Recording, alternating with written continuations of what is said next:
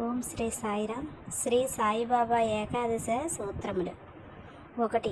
షిరిడీ ప్రవేశమే సర్వదుఃఖ పరిహారం.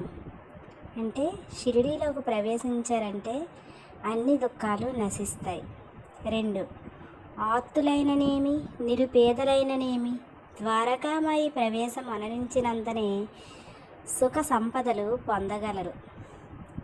నిరుపేదలైన ఆర్తులైన ఎలాంటి వారైనా ద్వారకామాయిలోకి వచ్చాక సుఖ సంపదలు పొందుతారు. 3. ఈ భౌతిక దేహానంతరం నేను అప్రమత్తుడను. ఈ భౌతిక దేహాన్ని విడిచిపెట్టినా కూడా నేను ఎప్పుడూ కూడా మిమ్మల్ని రక్షిస్తూనే ఉంటాను. 4. నా భక్తులకు రక్షణ నా సమాధి నుండే వెలువడును. నా భక్తులను నా సమాధి నుంచే నేను కాపాడుతాను. 5.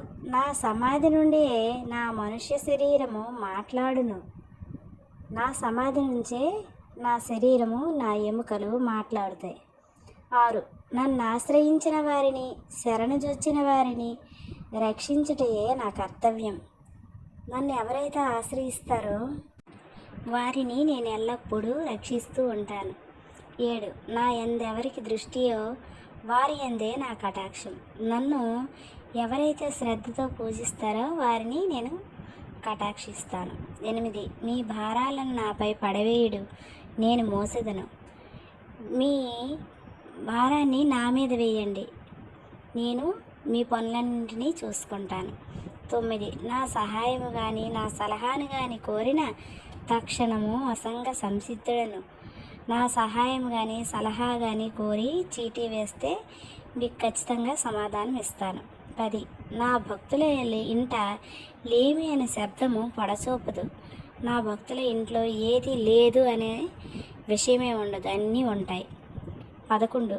సమాధి నుండి నేను సర్వకార్యాలు నిర్వహించును. నా సమాధి నుంచే అన్ని పనులను చేస్తాను, అందరి భక్తులను కాపాడుతాను. ఇవి సాయినాథుడు చెప్పిన ఏకాదశి సూత్రాలు. ఇవి సాయినాథుడు చెప్పారంటే ఖచ్చితంగా అవి చేసి తీరుతారు.